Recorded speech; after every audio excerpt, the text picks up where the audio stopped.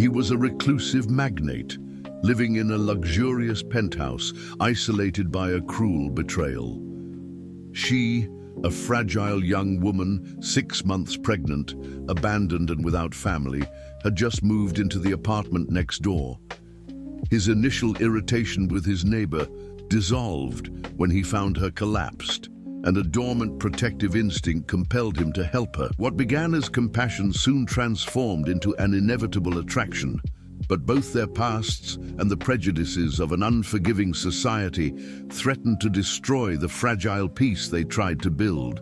Prepare yourself for a twist that will challenge all conventions and prove that the purest love can emerge in the most unexpected places, healing deep wounds and embracing new life. This is a story you won't want to miss. The rain drummed against the panoramic windows of the penthouse, creating a monotonous rhythm that mirrored Alexander Sterling's empty routine. At 38, he had built a hotel empire spanning 3 continents. But his personal life was a desert of self-imposed isolation. His luxurious apartment on the top floor of the most exclusive building in Midtown Manhattan reflected his personality: impeccable, cold, and untouchable.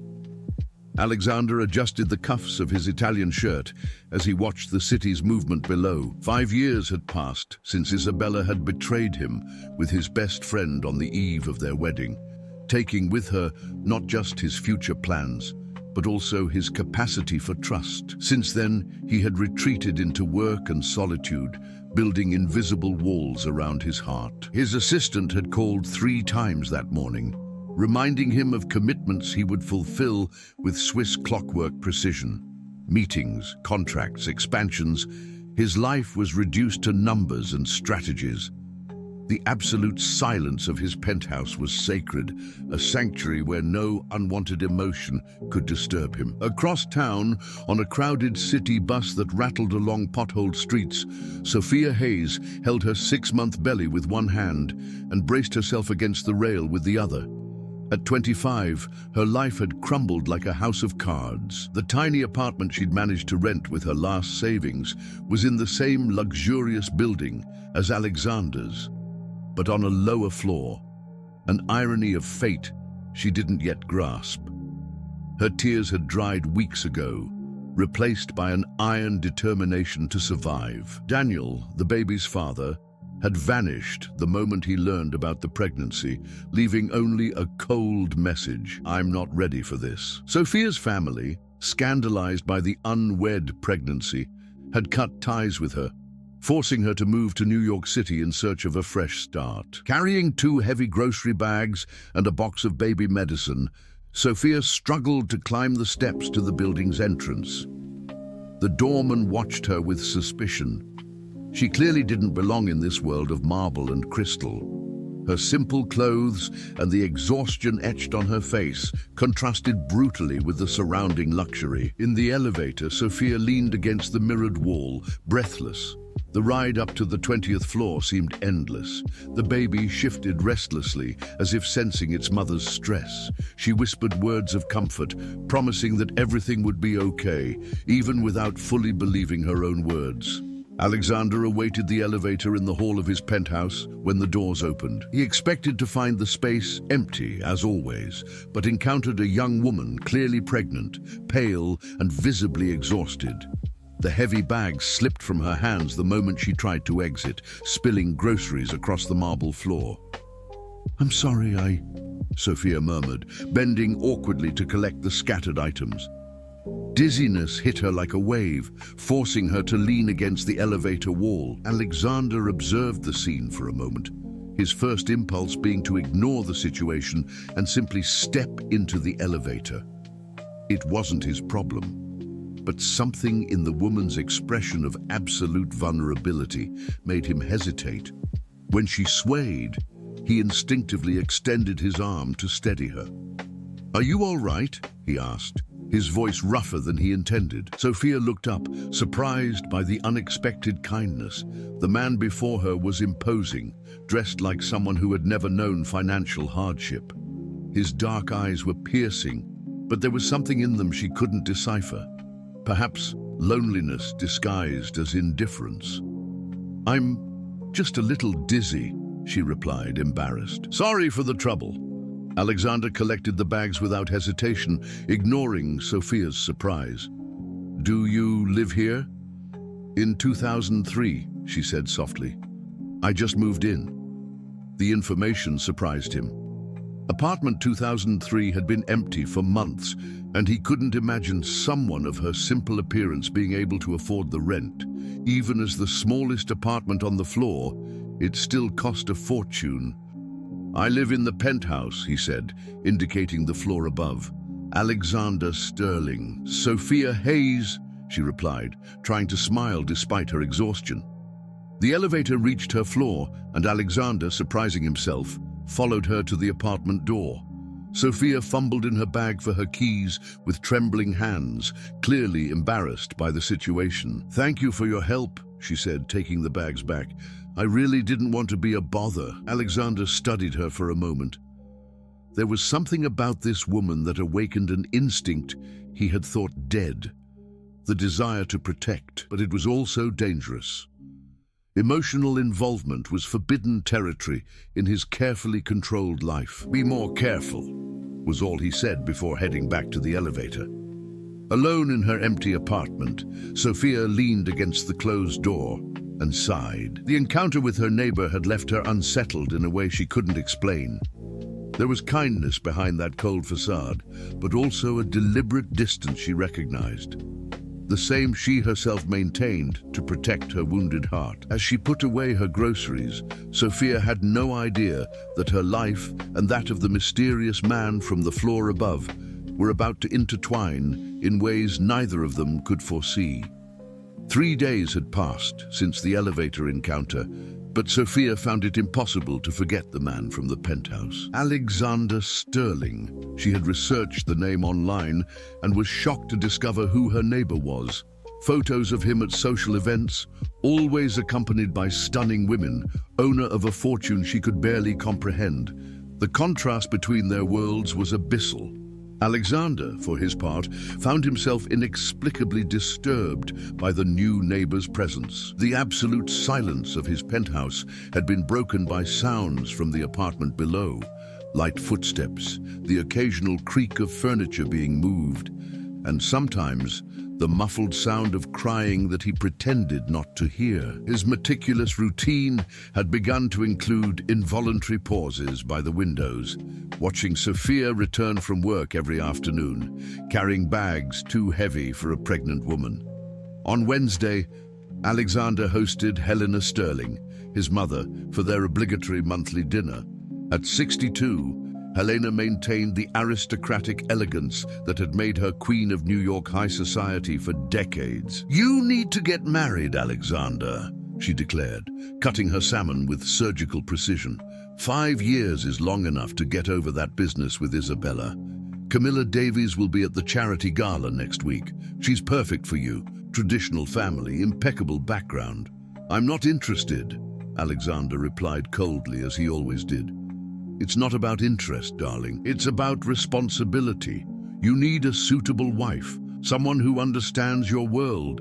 Imagine if you got involved with someone inadequate.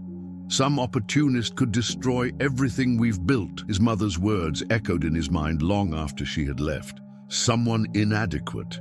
Why did he immediately think of Sophia? At that very moment, 1 floor below, Sophia was fighting back a crying spell. The utility bill had arrived much higher than she expected, and the money she had left barely covered food until the end of the month. Her job as a receptionist at a medical clinic paid little, and with her belly growing, she knew she would soon be unable to work. Daniel had called that afternoon, not to apologize or offer help, but to inform her that he was engaged to another woman. "I hope you understand, Sophia. We never really had a future anyway." The casual cruelty of his words had shattered her all over again. On Friday, fate forced another encounter. Sophia had been feeling mild contractions since the morning, but had ignored them, attributing them to stress. During lunch, however, a sharp pain made her double over the table. Her supervisor at the clinic, concerned, insisted she go to the hospital immediately.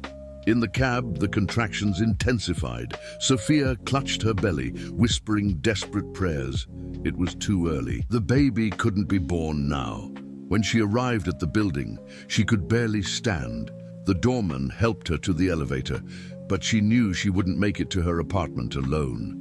Alexander had just returned from a meeting and was waiting for the elevator when the doors opened, revealing Sophia doubled over in pain, her face contorted in agony. Without hesitation, he stepped into the elevator and took her by the shoulders.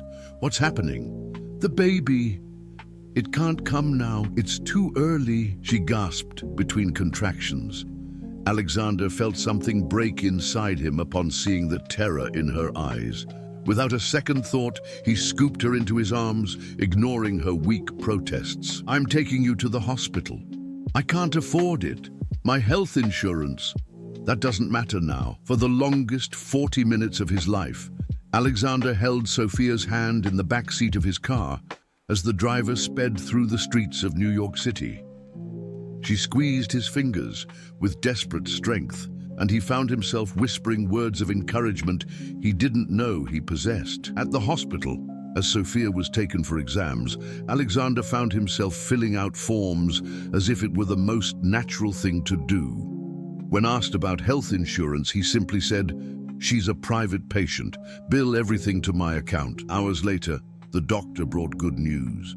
They were Braxton Hicks contractions, intensified by stress. The baby was fine, but Sophia needed absolute bed rest for the next few days and a drastic reduction in stress levels. Sophia, lying on the gurney, looked at Alexander with a mix of gratitude and embarrassment that deeply moved him. "Why did you do this? You don't even know me." Alexander had no answer. He himself didn't understand why he had reacted so instinctively, so protectively. "You would have done the same." "I don't know how I'll pay the hospital. It's already covered." Tears streamed down Sophia's face. "I can't accept this. I'm not a charity case." "It's not charity," Alexander said, surprising himself with the vehemence of his own voice. He couldn't finish the sentence. What was it exactly? Why did a woman he'd known for only a few days awaken feelings in him that he had buried 5 years ago? On the way back home, Sophia fell asleep, leaning on his shoulder. Alexander observed her serene face, free from the constant tension she carried. There was a vulnerable beauty in her that struck him in a visceral and dangerous way. When they arrived at the building, he carried her up to her apartment. Sophia woke as he placed her on the sofa, her eyes meeting his in a proximity that made both their hearts race. "Alexander," she whispered. "You need to rest," he said, pulling away quickly. The intimacy of the moment scared him.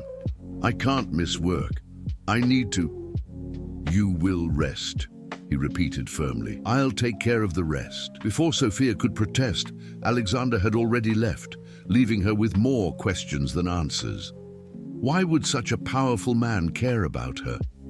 And why did she feel she was starting to depend on that concern in a way that could be her undoing? In the penthouse, Alexander poured himself a whiskey and tried to process what had happened. In just a few hours, all his carefully constructed defenses had cracked.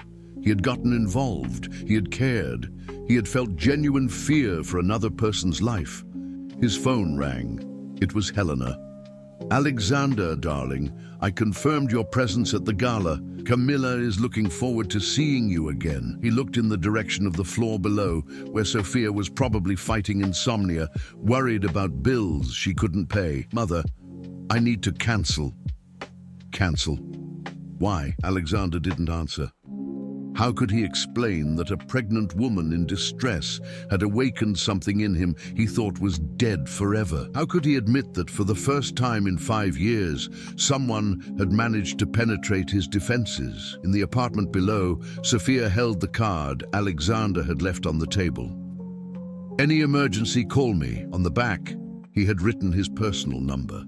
She knew she was treading on dangerous ground. Men like Alexander Sterling weren't interested in women like her, except perhaps out of pity. But there was something in his eyes, a loneliness that mirrored her own, that made her want to believe that maybe, just maybe, the impossible could happen. The following days unfolded in a delicate dance of proximity and resistance.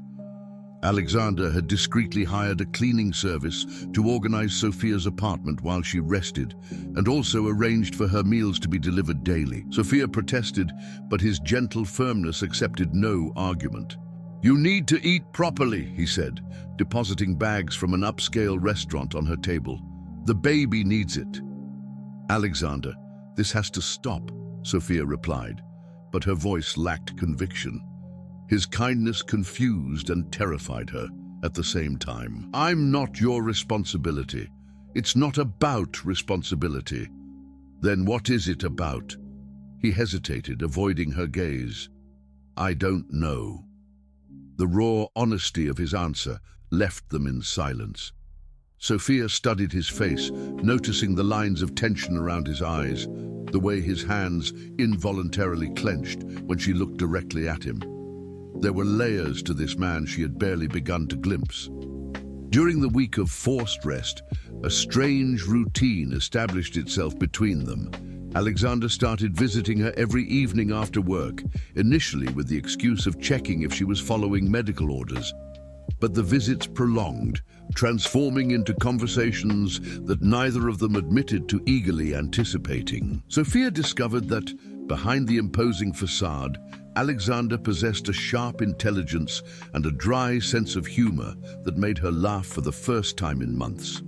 He, in turn, was fascinated by her quiet strength, by the way she managed to find hope amidst despair. "You never asked me about the baby's father," Sophia said on a Thursday evening, watching Alexander tidy some medications he had brought for her. Alexander stopped what he was doing. "It's not my business. But you must be curious." "What I think," he said carefully, "is that any man who abandons a pregnant woman doesn't deserve to be discussed." The vehemence in his voice surprised Sophia. "You speak like someone who knows a thing or two about it." Alexander's jaw muscles tightened. He had said more than he intended. "We all have experiences we'd rather forget, Isabella," Sophia said softly. Alexander turned to her, surprised. "How did you—" "I looked up your name online after we met. The old articles mentioned a broken engagement." For a moment, Alexander's face completely shut down, returning to the cold mask he wore for the world. Sophia feared she had gone too far, but then something in him yielded.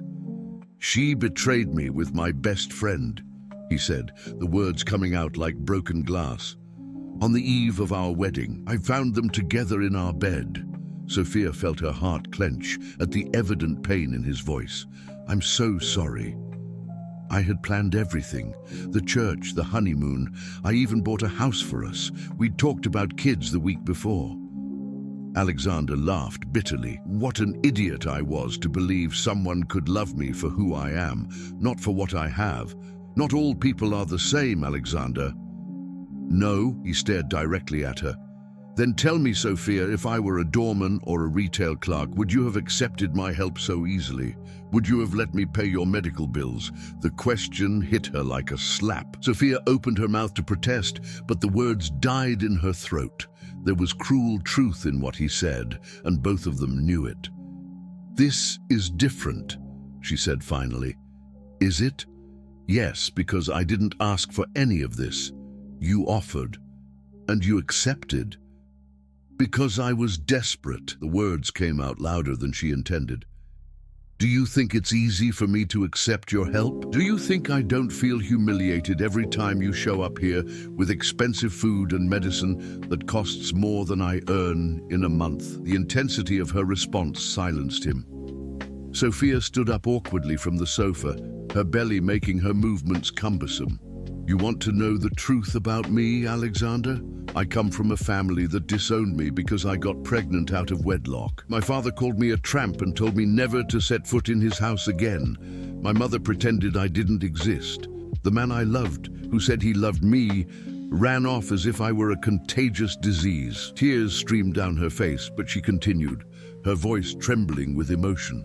So yes, when a powerful and kind man appears in my life offering help, I accept. Not because I want to take advantage of him, but because for the first time in months, someone treats me as if I'm worth something, as if I and my baby deserve to exist. Alexander approached her slowly, as if fearing she might break. Sophia, but you're right, she said, wiping her tears. I never would have accepted help from a doorman because a doorman couldn't offer me what you offer. And that makes me just as opportunistic, doesn't it? No, Alexander said firmly, reaching out to touch her face. That makes you human. His touch was warm against her tear-streaked skin. Sophia closed her eyes, allowing herself to feel for a moment what it would be like to be cared for, to be protected. My family disowned me too, Alexander said softly. Not in the way yours did, but disowned me nonetheless. After Isabella betrayed me, my mother said it was my fault for not knowing how to keep a woman interested, that I was too weak, too sentimental. Sophia opened her eyes, seeing the raw vulnerability in his face. She said I should thank Isabella for showing me how the world really works, before it was too late. Alexander's voice was heavy with old pain. That love was a luxury men like me couldn't afford. And you believed her? For 5 years, yes. He paused, his eyes fixed on hers. Until I met you. The air between them became electrified. Sophia felt her heart beating erratically, while Alexander visibly fought against something within himself. I can't, he whispered, more to himself than to her. Can't what? Feel this. For you. For the child. It's too dangerous. Why is it dangerous? Alexander recoiled, the mask returning to its place. Because people like us shouldn't be having this conversation. Before Sophia could reply, Alexander's phone rang. It was Helena. Alexander, where are you? Camilla's here at the house. We're waiting for you for dinner. Alexander looked at Sophia, then at the phone. 2 worlds, 2 choices. And for the first time in 5 years, he didn't know which to choose. I'm busy, Mother. With what? Nothing is more important than... He hung up the phone and silenced it. Sophia watched him, perceiving the internal conflict he was waging. You should go, she said softly. Your real life is waiting. My real life, Alexander repeated, as if testing the words. And what exactly is that? Sophia didn't reply, but both knew she was right. His world had no place for her, just as hers would never have space for him. The social distance between them was an abyss no attraction could truly cross. But as Alexander turned toward the door, he spun back one last time. Sophia? Yes? Nothing about you is wrong. Remember that. After he left, Sophia sank heavily onto the sofa, one hand over her belly where the baby stirred restlessly. There was a secret she hadn't told Alexander, something that could change everything between them if he knew. A secret about the baby's father, about why she had truly come to New York City, and about the danger that might be approaching. In the penthouse, Alexander poured himself a double whiskey and tried to forget the feel of Sophia's fingers against his, the soft scent of her perfume, the genuine vulnerability in her eyes. He tried to forget how complete he had felt for the first time in years.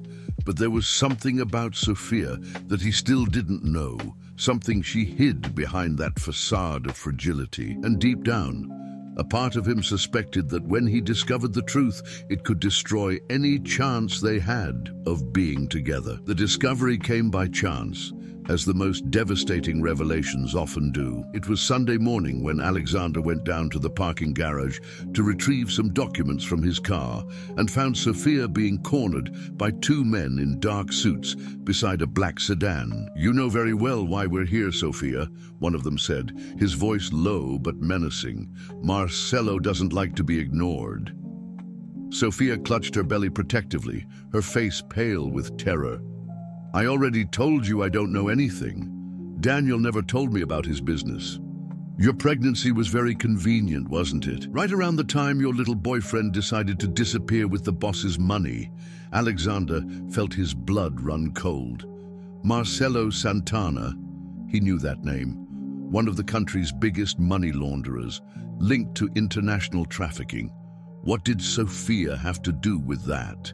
"I didn't know anything," Sophia exclaimed, her hands trembling. "Daniel told me he worked in imports. I never questioned it. $50 million don't disappear on their own, sweetheart. And you were his girlfriend. You had access to the apartment, the passwords, the documents." "You're mistaken.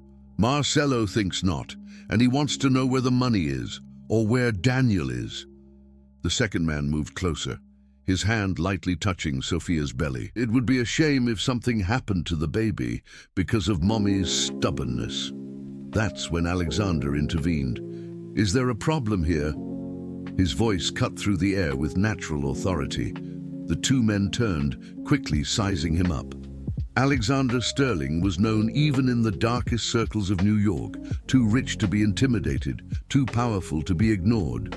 "Mr. Sterling," said the first man, forcing a smile, "we weren't aware that the young lady had influential friends. Now you are. I suggest you leave my building before I call security." The men exchanged glances, clearly weighing their options. After a tense moment, the first one nodded to his partner. "This isn't over, Sophia. Marcelo is patient, but not forever." They got into the car and drove off, leaving Sophia collapsing against the concrete wall, sobbing uncontrollably. Alexander held her by the shoulders. "Let's go up." Now, in her apartment, Sophia crumbled onto the sofa while Alexander locked the door and closed all the blinds.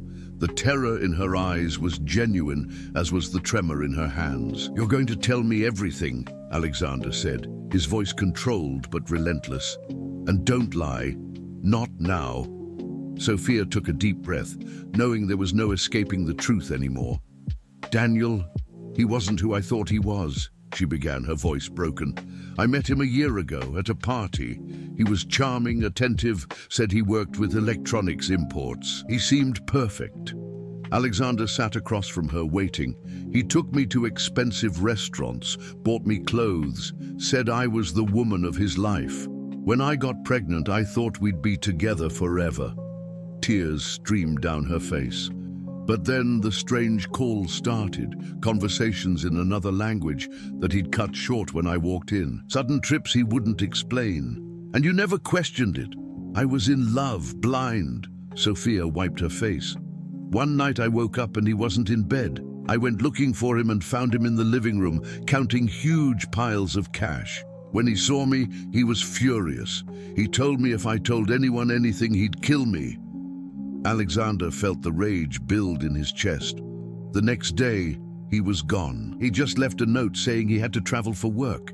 3 days later, men knocked on my door looking for him. They said he had stolen money from Marcelo Santana and that I knew where he was. "And you knew?" "No, I swear I don't know anything. Daniel used me, Alexander. He made a fool out of me, and now these men think I'm his accomplice." Alexander stood up, starting to pace the room. $50 million, Marcelo Santana. Sophia was in far greater danger than he had imagined. "Is that why you came to New York City?" "I've moved cities 3 times in the last few months. They always find me." Sophia clutched her belly. "I'm scared of what they'll do to me, to my baby." The reality of the situation hit Alexander like a punch. Sophia wasn't just a pregnant woman in distress. She was a target. And now, after what had happened in the parking garage, he had become one too. "You have to get out of here," he said. "Today. Now." "Where?" "They find me everywhere." Alexander stopped pacing, a decision forming in his mind. It was crazy. It was dangerous. It was exactly the kind of emotional involvement he had sworn to avoid. "You're staying with me?" Sophia stared at him, incredulous. "What? In the penthouse? With me? It's the only place you'll be safe." "Alexander, you don't understand. These people are dangerous. They won't hesitate to hurt you, too. Let me worry about that." "Why?" she asked, her voice broken. "Why would you do this for me?" Alexander knelt before her, taking her hands in his. The answer came without hesitation, surprising both of them. "Because I love you." The words hung in the air between them. Sophia stared at him, looking for signs of lies or pity, but found only raw, terrifying truth. "You don't even really know me," she whispered. "I know you're brave. I know you'd protect your child with your own life. I know you have a kind heart despite all the pain you've been through. And I know that when I look at you, for the first time in 5 years, I feel alive." Sophia began to cry again. But this time they weren't tears of despair. "Alexander, don't say anything now. Just let me protect you." 2 hours later, Sophia was settled in the guest room of the penthouse, her few possessions organized in the spacious closet. Alexander had discreetly hired a private security team to watch the building and contacted a private investigator to locate Daniel. But as he organized Sophia's medications in the bathroom, Alexander knew he had crossed a line from which he couldn't return. He wasn't just protecting Sophia, he was falling in love with her in a way that terrified him. In the kitchen, Sophia watched the city through the panoramic windows, one hand over her belly where the baby stirred restlessly, as if sensing the tension in the air. "It's all going to be okay," she whispered to the child. "Alexander will take care of us." But somewhere in the city, in an office overlooking the river, Marcelo Santana studied photos of Alexander and Sophia together, taken by one of his informants. "Interesting," he murmured to the man in the suit beside him. "It seems our Sophia has found a protector, a very rich protector. What do we do, boss?" Marcelo smiled coldly. Now things have gotten much more interesting and much more profitable. In the penthouse, while Sophia finally slept peacefully for the first time in months, Alexander remained awake, watching her breathe softly. He had made the most dangerous decision of his life, and something told him the consequences were just beginning. But when Sophia murmured his name in her sleep, instinctively reaching out as if searching for him, Alexander knew he would do it all again. Love, he discovered, was indeed stronger than fear, even when that fear was justified. The new routine in the penthouse lasted exactly 9 days before everything collapsed. During those days, Alexander and Sophia had built a dangerous and inevitable intimacy. She would wake to find breakfast prepared and fresh flowers on the table. He would arrive home from work eager to see her, to hear about her day, to feel the baby move when she placed his hand on her belly. "He likes you," Sophia said one night, watching how the baby reacted to Alexander's touch. "He always gets calmer when you're around." "How do you know it's a boy?" "Woman's intuition," she smiled, but there was something deeper in her eyes. "Besides, I need to believe in something good for the future." Alexander kissed her forehead softly. "It's going to be okay, I promise." They still hadn't slept together, respecting an invisible line they both feared to cross. But the barriers were breaking down. Glances lingered, touches became more frequent, and there were moments when the tension between them was almost palpable. It was Helena Sterling who discovered first. "Alexander, we need to talk," she said, walking into the penthouse unannounced one Monday morning, using the key he had forgotten to ask for back. Sophia was in the kitchen, wearing one of Alexander's robes over her pajamas, clearly too comfortable in his home. Her prominent 7-month belly made her condition obvious. Helena froze at the entrance, her calculating eyes absorbing every detail of the scene. The fresh flowers, the 2 place settings in the sink, the domestic intimacy that hung in the air. "Good morning," Sophia said politely, trying to hide her embarrassment. Helena didn't reply, her eyes fixed on Alexander, who emerged from the bedroom wearing only dress pants, his hair still damp from the shower. "Would you excuse us?" Helena said to Sophia, her voice as cold as ice. "Mother," Alexander began. "Now, Alexander." Sophia retreated to the bedroom, but she could hear every word of the argument that followed. "Have you completely lost your mind?" Helena exploded as soon as they were alone. "A pregnant woman? Another man's child? Living in your home? It's none of your business." "Of course it's my business. You're my son, heir to an empire I built with your father. I won't allow you to destroy everything for some... Watch your next words, mother." Helena took a deep breath, trying to control herself. "Alexander, be rational. What future can you have with a woman in this situation? With a child that isn't yours? The child will be mine, Alexander said, surprising himself with the conviction in his voice. Do you intend to marry her? Alexander's silence was answer enough. My God, Helena whispered, you really do. I love her. Love? Helena laughed bitterly. You don't even really know this woman. Where did she come from? What's her family background?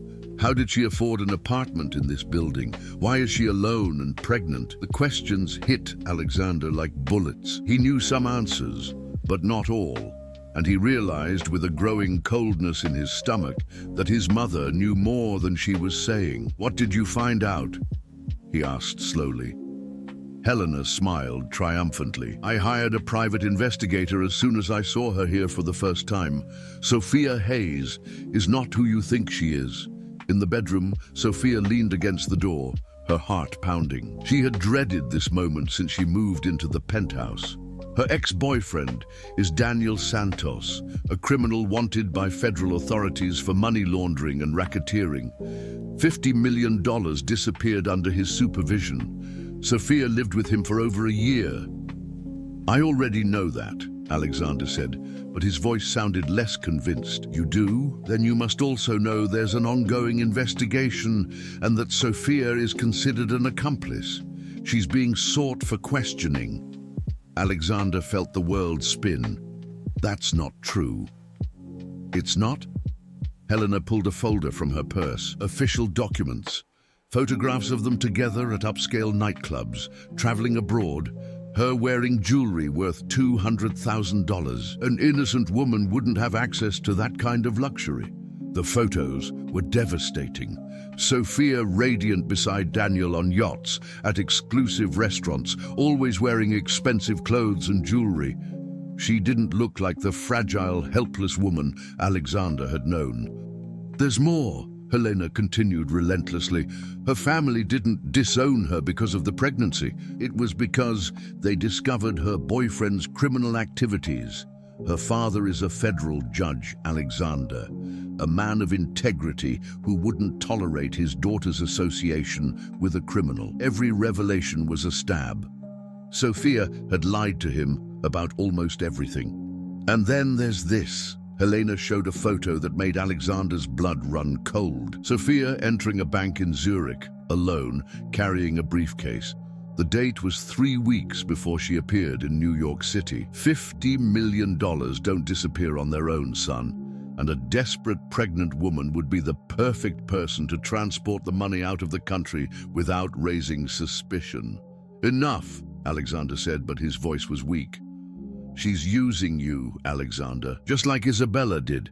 You're rich, powerful, smitten, the perfect shield for a fugitive. At that moment, Sophia appeared in the living room, dressed and with a small suitcase in her hand. I think it's better if I leave, she said, avoiding Alexander's gaze. Sophia, he began. You heard everything, didn't you? Helena asked with false gentleness. How convenient. Sophia finally looked at Alexander, and he saw tears in her eyes. Some things she said are true, others aren't. But I realize you won't be able to trust me anymore. Explain it to me, Alexander said, his voice sounding strange to his own ears. What is there to explain? Helena interjected. She's a wanted criminal who took advantage of your kindness. I'm not a criminal, Sophia said with dignity. But I'm also not the helpless victim you think. Daniel taught me that sometimes, to survive, you have to do things that aren't completely right. She headed for the door but turned back one last time. Alexander, I never lied about my feelings for you. That was real. But Helena is right about one thing. You deserve someone who won't bring complications into your life. After Sophia left, Helena approached her son. You did the right thing by letting her go. I didn't stop her from leaving, Alexander said slowly. That's different. It's the same outcome. Now we can control the damage. What damage? Helena hesitated. Son, the photographs of her entering and leaving this building, the two of you together. If the press discovers you were harboring a suspected money launderer, our company could be investigated. Our hotels could be associated with criminal activities. The reality hit Alexander like a train. It wasn't just about his broken heart, it was about everything he had built. What do you suggest? That we make sure Sophia Hayes never gets close to you again. And if she tries to use her pregnancy or your relationship against our family, she'll discover it can be very dangerous to challenge the Sterlings. At that moment, Alexander realized he had completely underestimated the ruthlessness of his own mother, and that Sophia, wherever she was now, was in far greater danger than when she was with Marcelo Santana. Because now she wasn't just fleeing from criminals. She was fleeing from one of the country's most powerful families. And Helena Sterling had no intention of letting her escape with what she knew about Alexander. 2 weeks had passed since Sophia had left the penthouse. 2 weeks in which Alexander plunged into work with an intensity that worried even his closest employees. He refused to talk about Sophia, but her absence echoed in every corner of the empty penthouse. Sophia had found shelter in a cheap boarding house on the Lower East Side, using the money she still had left from her savings. The baby was now 8 months along, and she could barely work. Braxton Hicks' contractions came more frequently, reminding her that time was running out. It was on a Thursday that hell truly broke loose in their lives. Alexander was in a meeting with foreign investors when his assistant knocked on the door, visibly distraught. "Mr. Sterling, I apologize for interrupting, but there's an urgent situation." "What is it, Carla?" "The press, sir. There are reporters in the lobby, and a story is being published online." Alexander excused himself from the investors and accompanied Carla to his office. On the computer, the headline of the nation's largest news outlet hit him like a punch. "Hotel magnate entangled with international fugitive. Exclusive: Alexander Sterling harbored woman wanted for $50 million laundering scheme." The story was filled with photos. Sophia entering and leaving his building, the two of them together at the hospital. Her visibly pregnant, wearing his clothes in the penthouse. There were even photographs of her trip to Switzerland and documents that directly linked her to Daniel's crimes. The phone wouldn't stop ringing. Journalists, shareholders, business partners, everyone demanding explanations. "How did this happen?" Alexander asked, but he already knew the answer. At the boarding house, Sophia watched the news, horrified, on the communal television. Her photo was plastered across the screen with the word "wanted" in red letters. The anchor dissected her life with clinical cruelty. Sophia Hayes, 25, is suspected of being the intermediary who helped criminal Daniel Santos launder $50 million overseas. Sources close to the investigation reveal she used her pregnancy as an alibi to travel without raising suspicion. The boarding house phone rang. It was for her. "Sophia?" The voice was unknown. "You need to come to the precinct. Now." "Who is this?" "Detective Moreira, Federal Bureau of Investigation. We have an arrest warrant for you." Sophia hung up with trembling hands. Through the window, she saw 2 official cars approaching the boarding house. Meanwhile, at Alexander's company headquarters, Helena arrived like a hurricane. "I warned you," she yelled upon finding her son. "I warned you that woman would destroy everything." "It was you," Alexander said, the realization dawning slowly. "You leaked the story to the press. Someone had to protect our family. How could you do that to her? She's pregnant, Mother. She's a criminal. And now, thanks to your naivete, our company is being investigated by the Internal Revenue Service. We have auditors coming up the stairs right this moment." The door opened and 3 men in suits entered, showing official documents. "Mr. Sterling, we're from the Internal Revenue Service. We need to examine all your financial records from the last 2 years. There are suspicions that illicit funds may have been moved through your accounts." Alexander felt his world collapse. "This is ridiculous. Sir, you maintained a close relationship with a suspected money launderer. You paid her medical expenses, provided accommodation. It's standard procedure." At that moment, his cell phone rang. It was an unknown number. "Alexander?" Sophia's voice was broken, desperate. "Sophia, where are you?" "They arrested me. I'm at the FBI field office. Alexander, I need to tell you the truth about everything. Helena signaled for him to hang up, but Alexander turned away. What truth? About the money, about Daniel, about why I really went to Switzerland.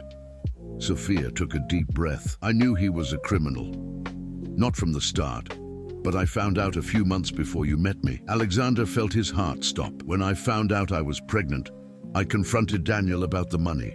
He told me everything, that he had stolen from Marcelo Santana, that we were going to flee to another country. He said if I didn't time in 5 years, I feel alive. Sophia began to cry again, but this time they weren't tears of despair. Alexander, don't say anything now. Just let me protect you. 2 hours later, Sophia was settled in the guest room of the penthouse, her few possessions organized in the spacious closet. Alexander had discreetly hired a private security team to watch the building and contacted a private investigator to locate Daniel. But as he organized Sophia's medications in the bathroom, Alexander knew he had crossed a line from which he couldn't return. He wasn't just protecting Sophia, he was falling in love with her in a way that terrified him. In the kitchen, Sophia watched the city through the panoramic windows, one hand over her belly where the baby stirred restlessly, as if sensing the tension in the air. It's all going to be okay, she whispered to the child. Alexander will take care of us. But somewhere in the city, in an office overlooking the river, Marcelo Santana studied photos of Alexander and Sophia together, taken by one of his informants. Interesting, he murmured to the man in the suit beside him. It seems our Sophia has found a protector, a very rich protector. What do we do, boss? Marcelo smiled coldly. Now, things have gotten much more interesting and much more profitable in the penthouse. While Sophia finally slept peacefully for the first time in months, Alexander remained awake, observing her breathe softly. He had made the most dangerous decision of his life, and something told him the consequences were just beginning. But when Sophia murmured his name in her sleep, instinctively reaching out as if searching for him, Alexander knew he would do it all again. Love, he discovered, was indeed stronger than fear, even when that fear was justified. The new routine in the penthouse lasted exactly 9 days before everything collapsed. During those days, Alexander and Sophia had built a dangerous and inevitable intimacy. She would wake to find breakfast prepared and fresh flowers on the table. He would arrive home from work eager to see her, to hear about her day, to feel the baby move when she placed his hand on her belly. He likes you, Sophia said one night, watching how the baby reacted to Alexander's touch. He always gets calmer when you're around. How do you know it's a boy? Woman's intuition, she smiled, but there was something deeper in her eyes. Besides, I need to believe in something good for the future. Alexander kissed her forehead softly. It's going to be okay, I promise. They still hadn't slept together, respecting an invisible line they both feared to cross. But the barriers were breaking down. Glances lingered, touches became more frequent, and there were moments when the tension between them was almost palpable. It was Helena Sterling who discovered first. Alexander, we need to talk, she said, walking into the penthouse unannounced one Monday morning, using the key he had forgotten to ask for back. Sophia was in the kitchen, wearing one of Alexander's robes over her pajamas, clearly too comfortable in his home. Her prominent 7-month belly made her condition obvious. Helena froze at the entrance, her calculating eyes absorbing every detail of the scene. The fresh flowers, the 2 place settings in the sink, the domestic intimacy that hung in the air. Good morning, Sophia said politely, trying to hide her embarrassment. Helena didn't reply, her eyes fixed on Alexander, who emerged from the bedroom wearing only dress pants, his hair still damp from the shower. Would you excuse us? Helena said to Sophia, her voice as cold as ice. Mother, Alexander began. Now, Alexander. Sophia retreated to the bedroom, but she could hear every word of the argument that followed. Have you completely lost your mind? Helena exploded as soon as they were alone. A pregnant woman? Another man's child? Living in your home? It's none of your business. Of course it's my business. You're my son, heir to an empire I built with your father. I won't allow you to destroy everything for some... Watch your next words, mother. Helena took a deep breath, trying to control herself. Alexander, be rational. What future can you have with a woman in this situation? With a child that isn't yours? The child will be mine, Alexander said, surprising himself with the conviction in his voice. Do you intend to marry her? Alexander's silence was answer enough. My God, Helena whispered, you really do. I love her. Love? Helena laughed bitterly. You don't even really know this woman. Where did she come from? What's her family background? How did she afford an apartment in this building? Why is she alone and pregnant? The questions hit Alexander like bullets. He knew some answers, but not all, and he realized with a growing coldness in his stomach that his mother knew more than she was saying. What did you find out? He asked slowly. Helena smiled triumphantly. I hired a private investigator as soon as I saw her here for the first time. Sophia Hayes is not who you think she is. In the bedroom, Sophia leaned against the door, her heart pounding. She had dreaded this moment since she moved into the penthouse. Her ex-boyfriend is Daniel Santos, a criminal wanted by federal authorities for money laundering and racketeering. $50 million disappeared under his supervision. Sophia lived with him for over a year. I already know that, Alexander said, but his voice sounded less convinced. You do? Then you must also know there's an ongoing investigation and that Sophia is considered an accomplice. She's being sought for questioning. Alexander felt the world spin. That's not true. It's not? Helena pulled a folder from her purse. Official documents. Photographs of them together at upscale nightclubs, traveling abroad, her wearing jewelry worth $200,000. An innocent woman wouldn't have access to that kind of luxury. The photos were devastating. Sophia radiant beside Daniel on yachts, at exclusive restaurants, always wearing expensive clothes and jewelry. She didn't look like the fragile, helpless woman Alexander had known. There's more, Helena continued relentlessly. Her family didn't disown her because of the pregnancy. It was because they discovered her boyfriend's criminal activities. Her father is a federal judge, Alexander, a man of integrity who wouldn't tolerate his daughter's association with a criminal. Every revelation was a stab. Sophia had lied to him about almost everything. And then there's this. Helena showed a photo that made Alexander's blood run cold. Sophia entering a bank in Zurich, alone, carrying a briefcase. The date was 3 weeks before she appeared in New York City. $50 million don't disappear on their own, son. And a desperate, pregnant woman would be the perfect person to transport the powerful connections in the US government. Hayes sipped his coffee, studying Alexander. We have reason to believe the source of the leak is close to you. Alexander felt his blood run cold. What do you mean? The information about Sophia was leaked precisely at the moment your mother discovered your relationship. The news articles contained details that only someone with access to confidential files could have. Are you implying my mother? I'm not implying anything. I'm stating it clearly. Helena Sterling has ties to people who want Sophia dead. Hayes pulled a folder from his satchel and showed photos to Alexander. Your mother met 3 times last week with Marcus Vieira, Marcelo Santana's private attorney.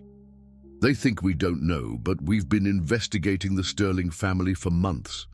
Alexander looked at the photos in shock. Helena discreetly entering an office. Helena having dinner with a man he recognized from the crime pages. Why? Why would she do this? Power, Mr. Sterling. Your mother built an empire based on reputation and influence. Sophia represents a threat to all of that. A pregnant woman without family, in love with her son. That's the kind of complication that can destroy decades of work. Hayes leaned forward. But there's something else. We discovered that some of the Sterling family hotels have been used to launder money in the last 2 years. Small amounts, nothing that would draw attention, but enough to legally compromise the entire operation. That's impossible. Your mother knew, and when Sophia started getting close to you, Helena realized that an FBI informant living in her son's house could discover these operations. Alexander stood up abruptly, the reality hitting him with full force.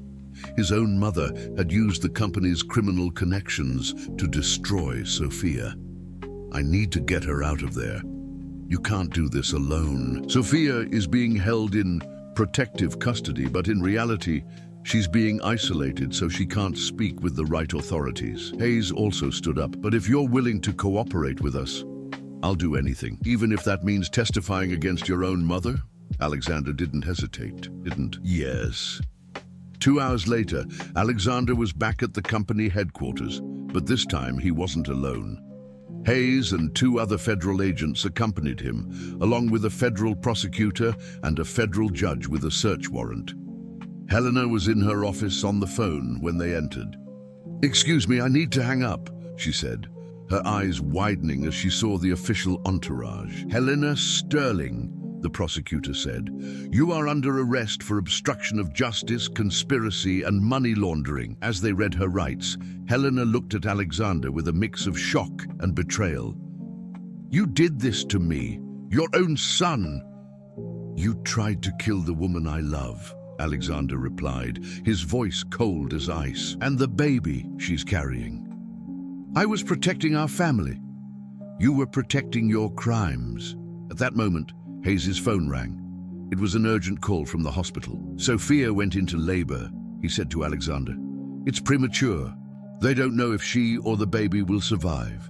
Alexander felt the world spin while he was fighting to save Sophia. She was dying. "I need to go to her. We still can't release her from custody," but Hayes hesitated. "There's a chance. If we can prove that Helena coordinated the leak of information, we can argue that Sophia is in immediate danger in prison." "What do you need to prove?" Hayes looked at Helena, who was being handcuffed. "We need her to confess." Alexander approached his mother, who was looking at him with tear-filled eyes. "Mother, Sophia is dying. The baby is dying. If you have an ounce of humanity, confess what you did." "I did everything for you," Helena cried. "Everything to protect what we built. You destroyed everything that mattered to me." Helena looked around the room, seeing the wreckage of her life being catalogued by the agents. Then she looked at her son, seeing in him a man she no longer recognized. "If I confess," she said softly, "will you ever forgive me?" Alexander stared at her for a long moment. "Mother, if Sophia dies, I will never forgive either of us." It was then that Helena Sterling, the woman who had controlled an empire for decades, finally broke. "I did," she whispered.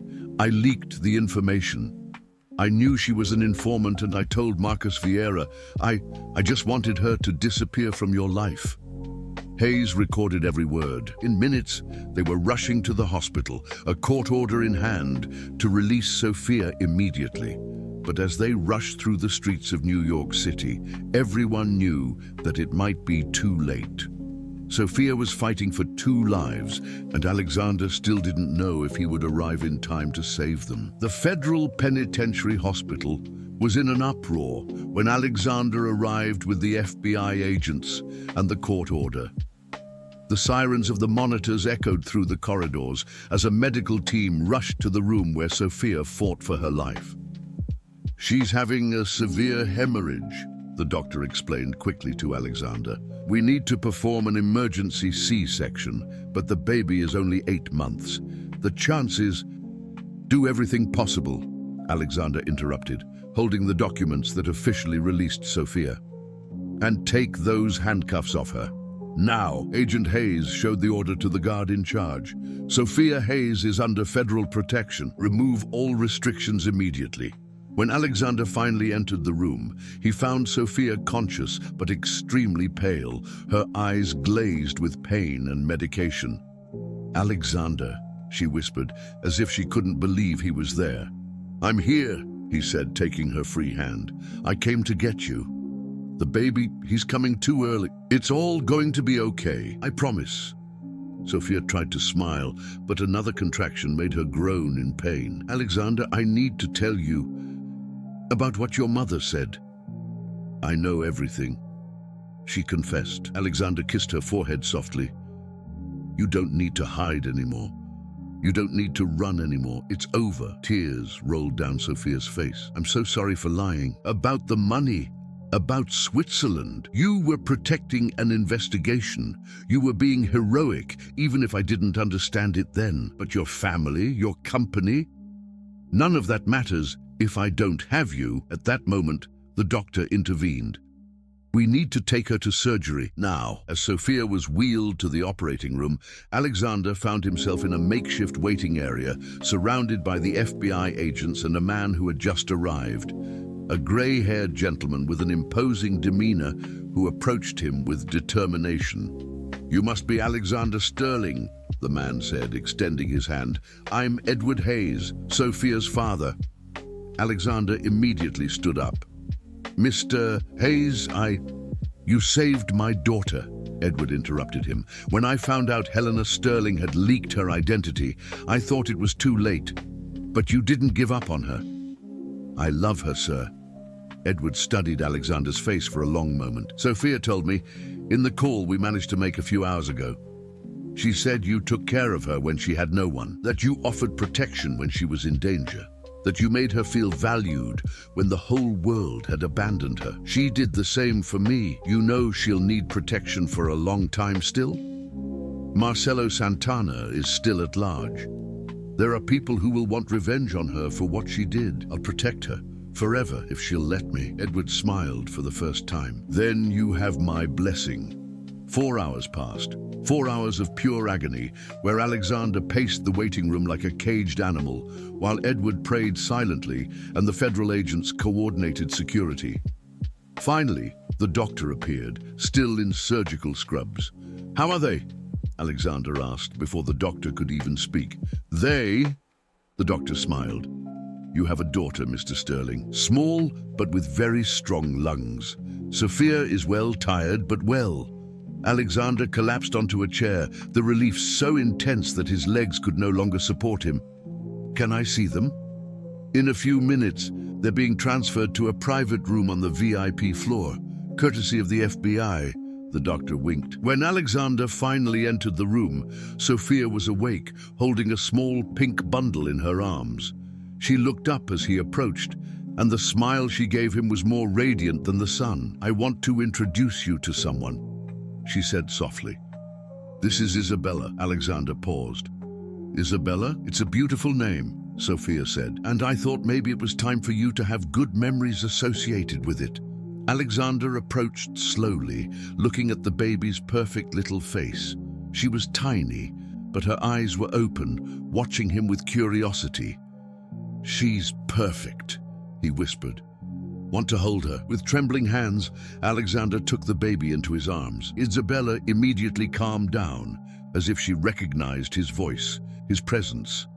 "Hi, princess," he murmured.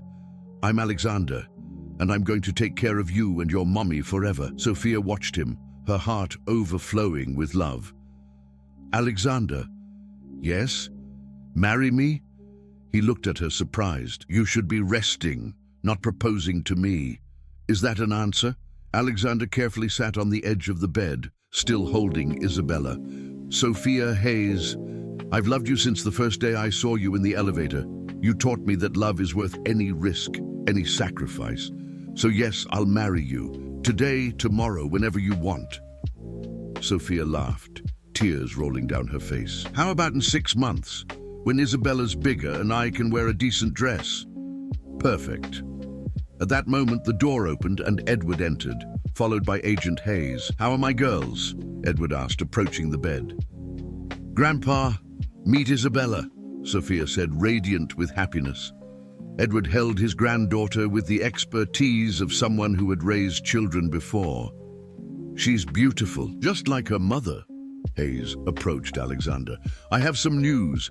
Helena Sterling is going to cooperate completely with the investigation in exchange for a reduced sentence, and Marcelo Santana was arrested this morning in Buenos Aires. The threat is over, Sophia." Sophia closed her eyes, the relief almost physical. "Is it really over?" "It's over," Alexander confirmed, kissing her hand. "Now we only have the future ahead of us." 6 months later, the church was decorated with white roses and blue hydrangeas. Sophia walked slowly down the central aisle, radiant in a simple but elegant dress, while Isabella slept peacefully in Edward's arms in the front row. Alexander waited for her at the altar, happier than he ever thought possible. Beside him, as his best man, stood Agent Hayes, who had become a close family friend. When Sophia reached him, Alexander took her hands and whispered, "You look beautiful, thank you. And you're nervous." "Terrified," he admitted. "What if Isabella doesn't like me as a stepdad?" Sophia chuckled softly. "She already loves you more than anything in the world, just like I do." The priest began the ceremony, but Alexander barely heard the words. His eyes were fixed on Sophia, on the courageous woman who had faced criminals and corruption to protect justice, who had fought alone to protect her daughter, who had taught him that true love is worth any battle. "Do you take Sophia as your wife?" the priest asked. "I do," Alexander said, his voice firm and clear. "Forever." "And you, Sophia, do you take Alexander as your husband?" "I do," she replied, her eyes shining with happy tears. "In all the lives I may have." When they kissed, Isabella woke up and gave a little squeal of joy, as if approving of their union. The entire church laughed, and Alexander knew at that moment that he had found his true family. Not a family based on power or money, but a family built on love, trust, and the courage to fight for each other, no matter the obstacles. Leaving the church, with Isabella sleeping in his arms and Sophia holding his hand, Alexander looked to the future and saw only endless possibilities. He had a wife he loved, a daughter he would raise as his own, and a love that had won every battle. Finally, he was home.